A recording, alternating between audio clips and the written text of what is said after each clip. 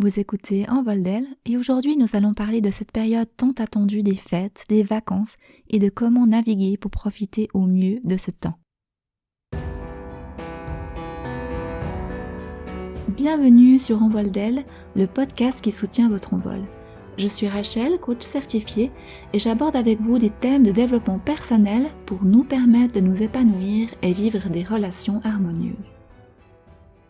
Bonjour, alors que j'enregistre cet épisode, nous sommes tout près de la saison des fêtes de fin d'année et cela peut aussi rimer avec une période de vacances ou du moins de quelques jours de congé. Idéalement, vous en conviendrez avec moi, les vacances riment avec détente, repos, amusement, découverte, farniente ou alors comme d'une bonne blague quand vous m'entendez car comment vivre tout ça au milieu des fêtes de famille et en plus avec des enfants. On peut avoir notre image des vacances idéales, c'est ok, car à l'intérieur se cachent des indices précieux de ce que nous aimerions vivre. Sauf qu'il est important de confronter cette image à notre réalité, à nos circonstances, pour ne pas finir juste frustrés à la fin. Nous avons à transformer cette image idéale en une image optimale. Une image qui tiendra compte d'une part de nos souhaits et d'autre part de notre réalité. Pour naviguer au mieux au milieu des fêtes et des vacances familiales, commençons par identifier ce que nous aimons vivre lorsque nous vivons une fête de famille ou des vacances. Pour une fête de famille, est-ce le soin à un plat en particulier, d'apporter une touche spéciale à la déco, de vivre un moment de jeu sympa, ou plutôt d'avoir des discussions profondes avec les personnes présentes? Pour les vacances, est-ce le fait de ne plus mettre de réveil le matin et de vivre de manière plus souple le timing de la journée, de partir à la découverte de nouveaux endroits, de prendre le temps de lire ou de faire des jeux de société en famille, de partager des activités extérieures en famille ou avec des amis?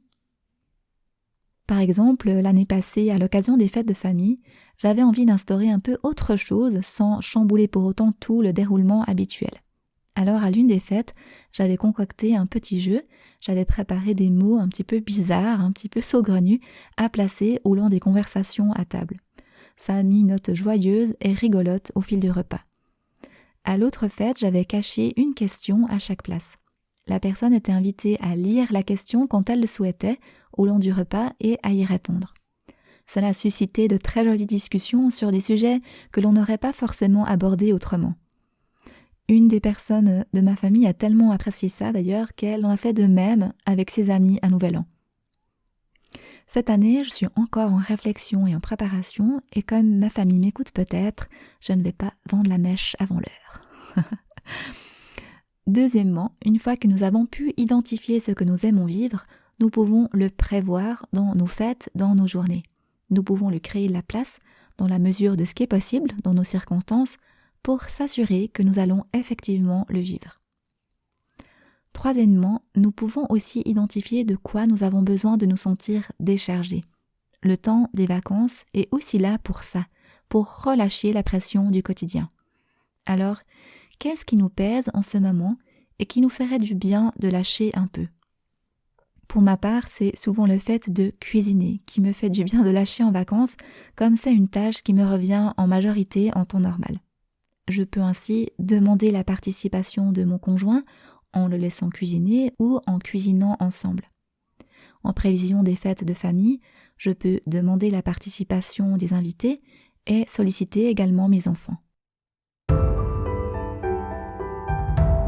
Quatrièmement, pour naviguer au mieux au milieu des fêtes et des vacances familiales, sachons apprécier les moments que nous vivons. Même les plus dérisoires de nos vacances, des perles s'y cachent peut-être.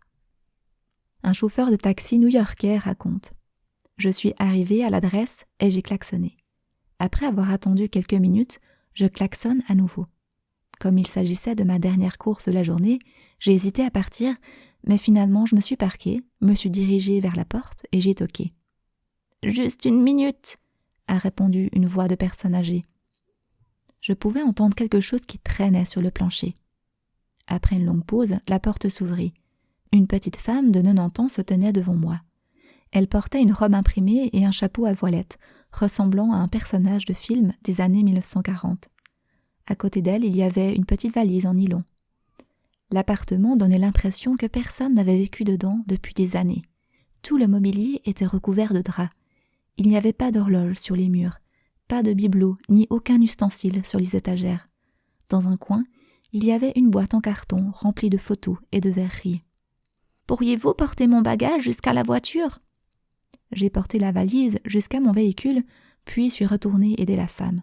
Elle prit mon bras et nous avons marché lentement vers le bord du trottoir. Elle n'arrêtait pas de me remercier pour ma gentillesse.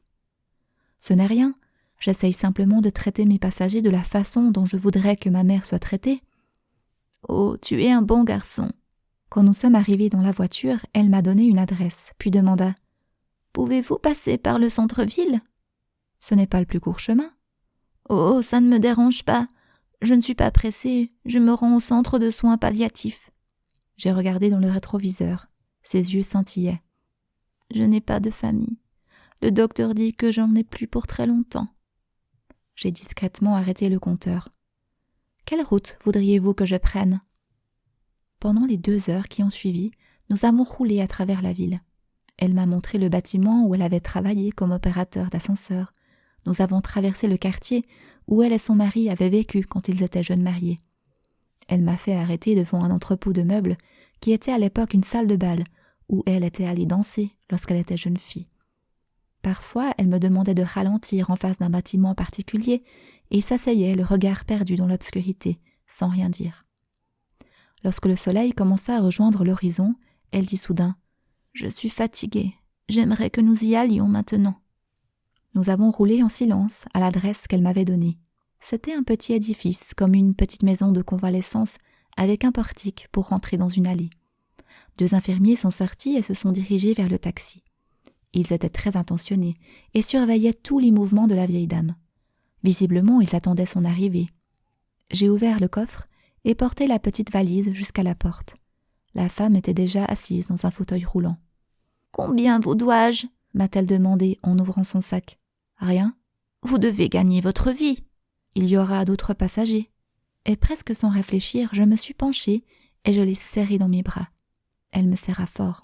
« Vous avez donné un petit moment de joie à une vieille dame. Merci. » Il n'y avait rien d'autre à dire. J'ai serré sa main une dernière fois et je me suis retournée. Derrière moi, j'ai entendu la porte se fermer. C'était le son d'une vie qui se termine.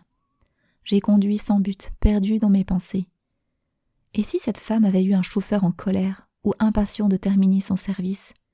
Et si j'avais renoncé de prendre la course, klaxonné une seule fois et parti sans attendre?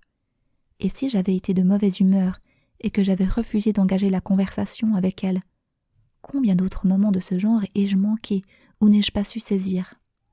Nous sommes tellement conditionnés à penser que notre vie s'articule autour de grands moments, mais les grands moments nous prennent souvent au dépourvu, comme lorsque cette femme m'a serré dans ses bras en me disant que je lui avais apporté un moment de joie.